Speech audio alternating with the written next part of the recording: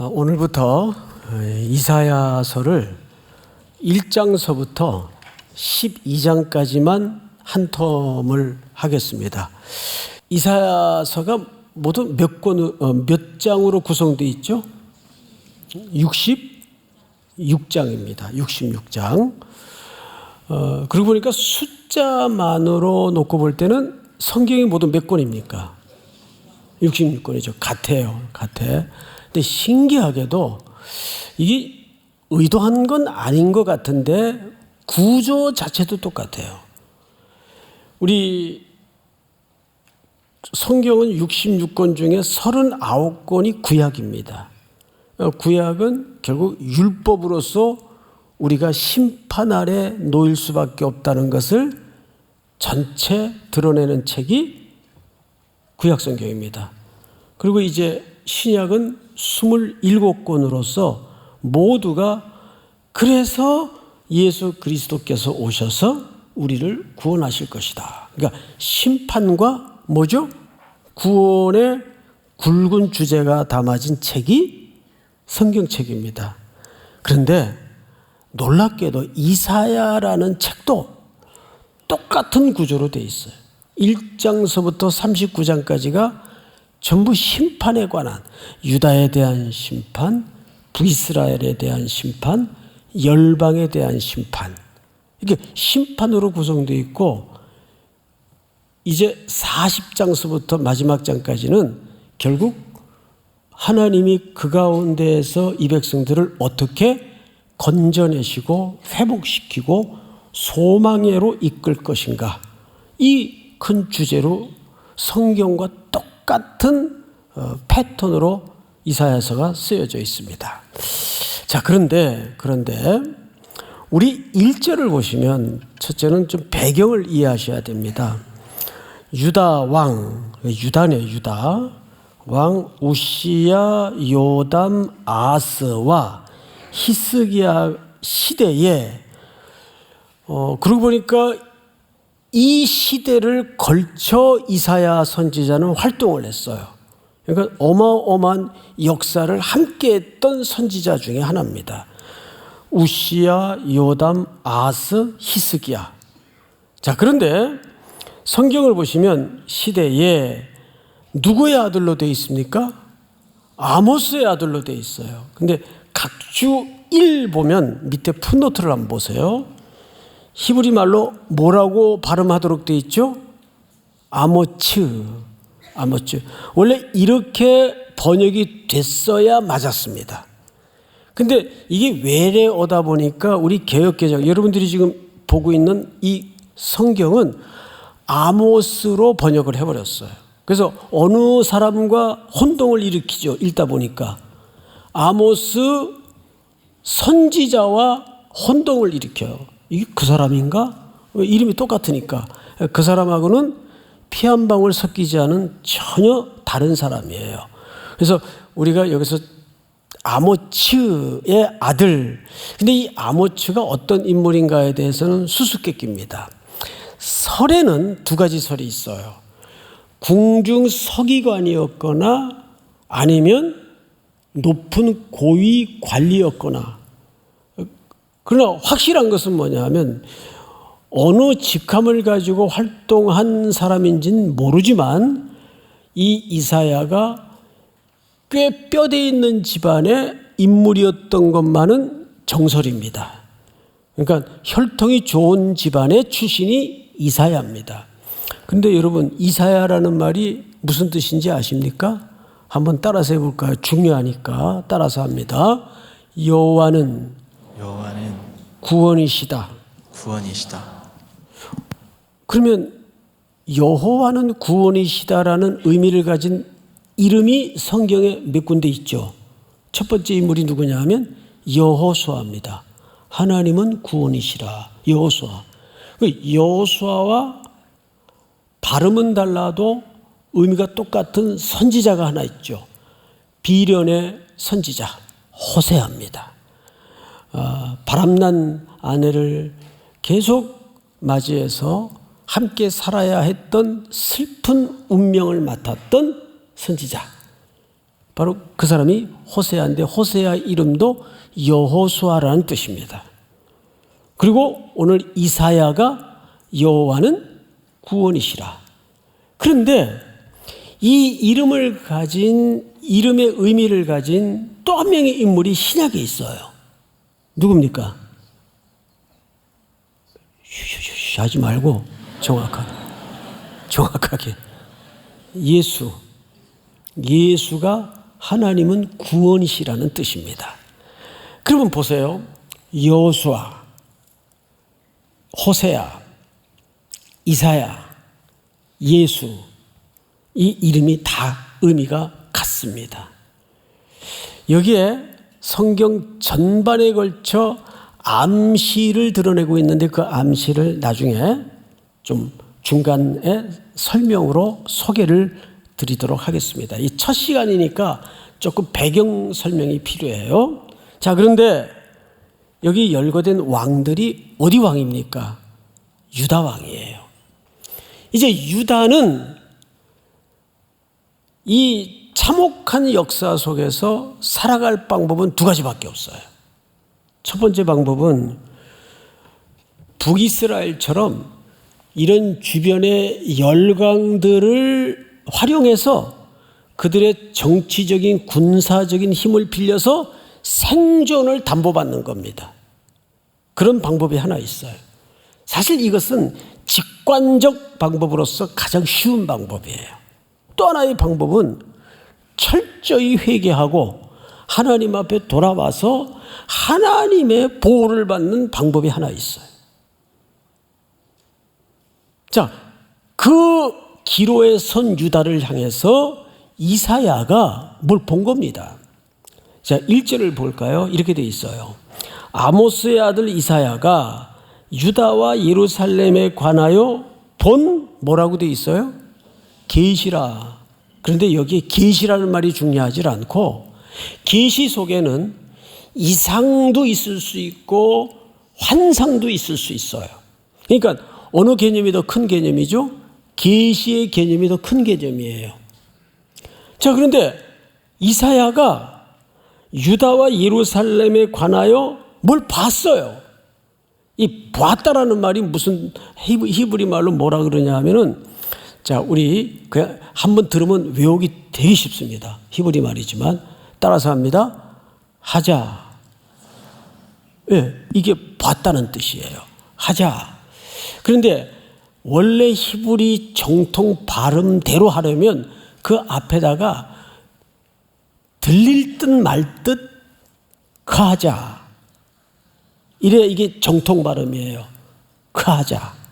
근데 이 크자를 이렇게 세게 안 합니다. 아주 연하게 하자. 한 듯 안 한 듯. 그게 보다라는 뜻이에요. 보다. 그럼 뭘 봤다는 얘기예요? 계시를 봤다는 얘기예요. 어떤 환상과 비전과 이상을 봤다는 얘기인데, 이 하자라는 동사가 그 뿌리가 어디서 나왔는가 하면 계시라는 그 하존이라는 말에서 나와요. 그 하존. 이 뿌리가 같아요. 그럼 뭘 봤을까? 뭘 봤을까? 우리 2장 1절을 좀 볼까요? 2장 1절을 보시면 이렇게 돼 있어요. 아모스의 아들 이사야가 봤어요, 받았어요? 여기 받았다라고 번역을 했습니다. 근데 이것은 의역을 한 겁니다. 원래 이 단어는 받은 바라고 번역을 해서는 안 되고 보다. 왜냐하면 이 단어가 그 하자라고 되어 있기 때문에. 그 하자. 그러니까 이것은 말씀을 본 거지 말씀을 받은 건 아니에요. 근데 의역을 한 거예요. 왜 의역을 했을까요? 생각을 해보세요. 어느 게 더 우리 인간의 이해 속에 자연스러운 표현일까 한번 생각해 보세요. 말씀을 보았다. 이때는 말씀을 일반 백성들이 읽고 볼 수가 있는 성경이 없었단 말이에요. 예? 자, 그런데 그런 시대에 말씀을 보았다. 말씀을 받았다. 어느 게 자연스러워요? 아무 생각 없어요? 말씀을 받았다라는 말이 훨씬 자연스럽죠. 누가 말씀을 어떻게 봐요? 근데 성경은 정확하게 말씀을 보았다라고 말하는 게 정확합니다. 1절을 다시 보세요. 2장 1절.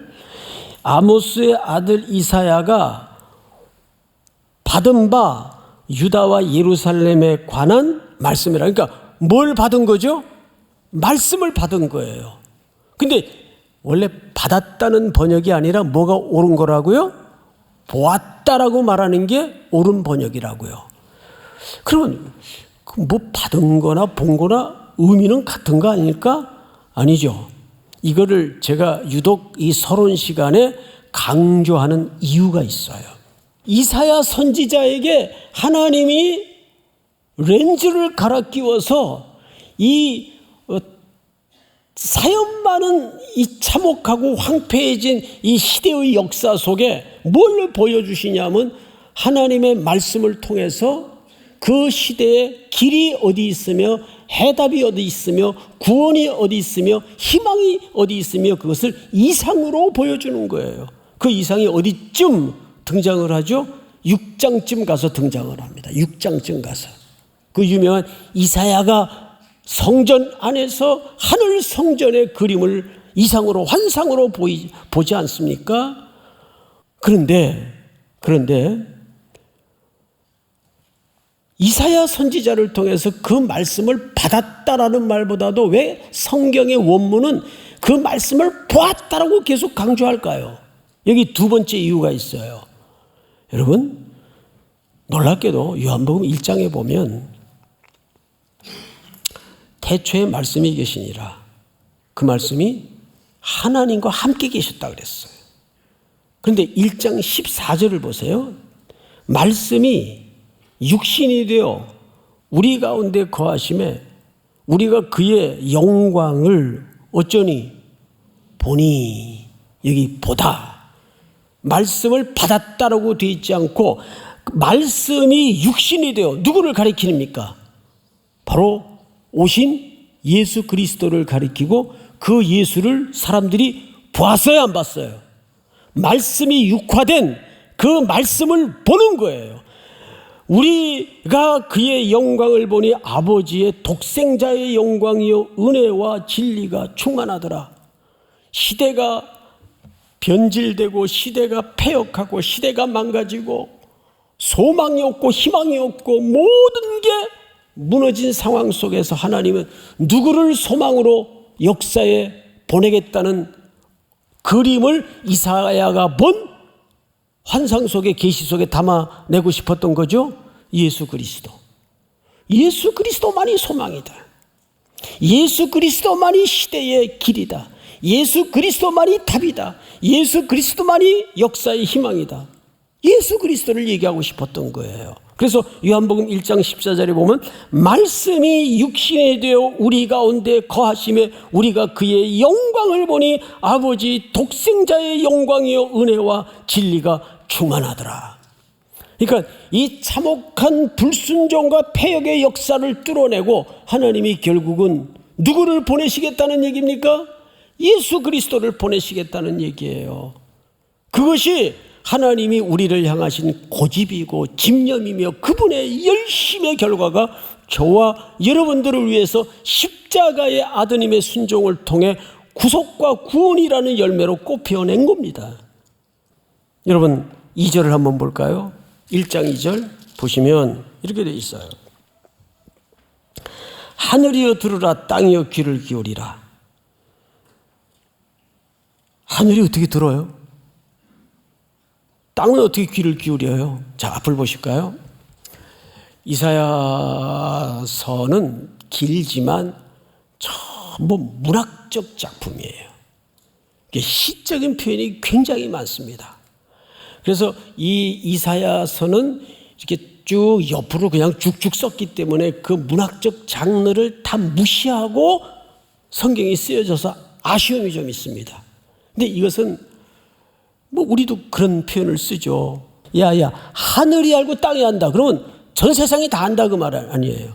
그러니까 지금 뭔가 하나님이 격한 감정을 담아서 문학적 표현을 통해 두 피조 세계를 소환합니다.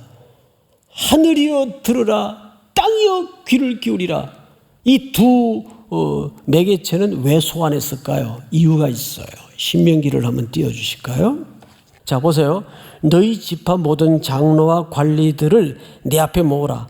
내가 이 말씀을 그들의 귀에 들려주고 그들에게 하늘과 땅을 뭐로 삼으리라? 그러니까 하늘과 땅은 여기 뭘로 소환돼요? 증인으로 소환돼요. 하늘이 알고 땅이 아는 거예요. 뭐를?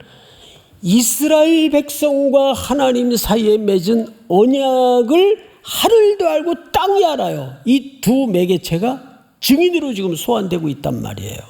자, 다시 오늘 본문으로 돌아가서 2절을 잘 보세요. 하늘이여 들으라, 땅이여 귀를 기울이라. 여호와께서 말씀하시기를 내가 자식을 양육하였거늘 그들이 나를 거역하였도다. 여러분, 거역이라는 개념은 홀로 하는 개념입니까? 상대가 있는 관계 개념입니까? 이건 관계 개념이잖아요. 누구와?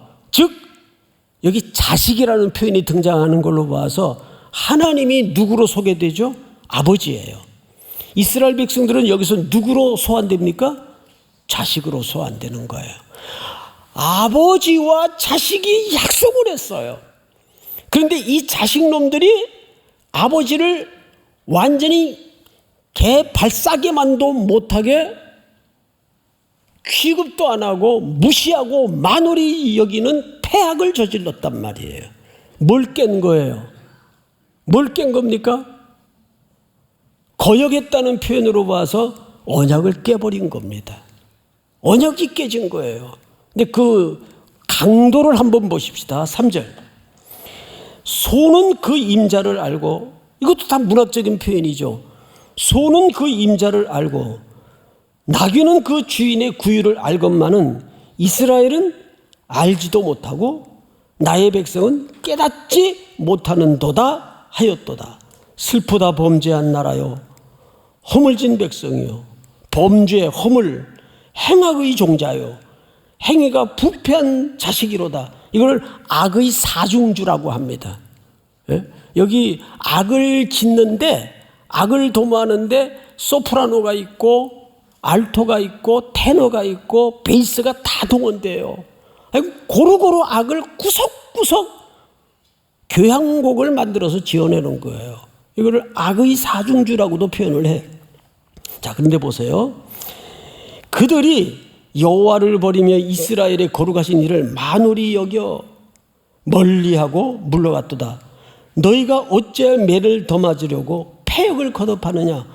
온 머리는 병들었고 온 마음은 피곤하였으며. 물어봅시다. 여러분, 이 표현으로 보아서 하나님은 이스라엘 백성들에게 여지와 기회를 주었다는 얘기입니까? 지금 처음 하는 얘기입니까? 여지와 기회를 수없이 선지자들을 보내서 그렇게 하면 안 돼, 그리로 가면 안 돼, 이러다 다 죽어. 그것도 안 되니까 때리기도, 머리끝부터 발끝까지 아주 성한 데가 더 때릴 자국이 안 남겨 스페이스가 없을 정도로 때렸는데도 말을 안 들어요. 자, 성경을 잘 보세요. 몇 절을 보시냐면 6절. 발바닥에서 머리까지 성한 곳이 없이 상한 곳과 터진 곳과 새로 맞은 흔적뿐이거늘 그것을 짜며 싸매며 기름으로 부드럽게 함을 받지 못하였도다. 하나님이 기회를 줬다는 얘기입니까? 안 줬다는 얘기입니까? 기회를 줬다는 얘기예요. 그렇게 기회를 줬는데도. 8절 중요한 얘기입니다. 딸 시온은, 자 여러분, 아까 자식이라는 표현이 등장했고 여기서는 딸이라는 표현이 등장을 해요. 그러면 하나님은 이 자식들에게, 이 딸에게 누구라는 말이 되죠? 아버지라는 말이 돼요. 아버지. 근데 성경 전체를 놓고 통전적으로 보면 여러분, 이런 일관된 질서 하나가 있어요. 처음에는 창조주와 피조물이에요. 그렇죠? 근데 그 다음에는 이 관계가 점점 깊어집니다. 하나님과 백성이에요. 이런 표현의 관계가 대혁명이 일어나는 때가 언젠가 하면 다윗 때입니다. 다윗은 하나님을 목자로 자기를 양으로 소개를 해요. 그렇죠? 그런데 오늘 선지자들의 글을 통해서는 그 관계가 조금 더 진득해집니다. 아버지와 자녀의 관계로 발전을 해요. 그런데 이사야서 글 속에 어디로까지 이 관계가 깊어지냐면 21절을 보세요.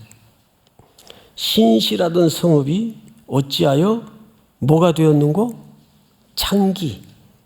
창기는 자기들의 욕망과 어떤 이득과 이익을 위해서 몸을 수단으로 벌이를 하는 여인들을 통칭해서 창기라고 합니다. 이거는 부부관계에서 이탈된 상태를 창기라고 표현한 거예요. 그러니까 하나님은 이제 자식과 아버지의 관계를 넘어서서 우리를 나중에 뭘로 불러주시죠? 신랑과 신부로 불러주세요. 그래서 신약으로 넘어가면 예수 그리스도가 우리를 뭘로 소개하십니까? 신부. 그래서 계시록에 보면 이 역사의 마름이 어떤 관계로 완성이 되죠? 어린 양이신 신랑과 신부인 교회의 혼인잔치로 역사는 완성이 됩니다. 그 성경 전체의 얼개입니다. 점점 하나님은 우리를 깊은 관계로 자기를 들이밀어 우리를 붙들기를 원하세요. 자녀와 자식과 아버지의 관계에서 부부의 관계로. 여러분, 자식과 아버지의 관계는 몇 촌입니까? 몇 촌이에요? 1촌에 1촌. 무촌이 어디? 무촌은 부부관계가 무촌이에요. 그건 촌수가 없어요. 부부관계는. 아버지와 자식관계는 1촌이에요. 무촌이에요. 부부관계는. 그럼 1촌이 가까운 거예요? 부부관계인 무촌이 가까운 거예요? 무촌이 가까운 겁니다. 무촌이. 그만큼 우리를 하나님께서 일편단심, 일양 미쁘시사 놓지 못하시고 포기하지 못하시고 십자가의 언덕까지 우리를 쫓아오셔서 아들을 십자가에 매어 다시는 거예요. 이것이 이사야에 나타난 예수 비전이에요. 예수 소망이에요. 믿습니까? 오늘 이 고백이 여러분들의 평생의 노래가 되었으면 좋겠습니다. 어떤 상황 속에서도 어떤 슬픔 속에서도 우리를 사랑의 열애와 추적으로 늘 동행하시고 함께 하시기를 즐거워하시는 그 하나님의 일양 미쁘신 사랑 앞에 깊이 설득되고 이사야의 강해가 끝날 즈음 다시 한번 예수의 비전으로 눈 열어지고 내 일터가 새롭게 해석이 되고 내 삶의 인생길이 새롭게 해석되고 내 모든 공동체가 새롭게 해석되는 놀라운 송축이 여러분 입술을 통해서 일어나기를 주의 이름으로 축원하고 축복합니다.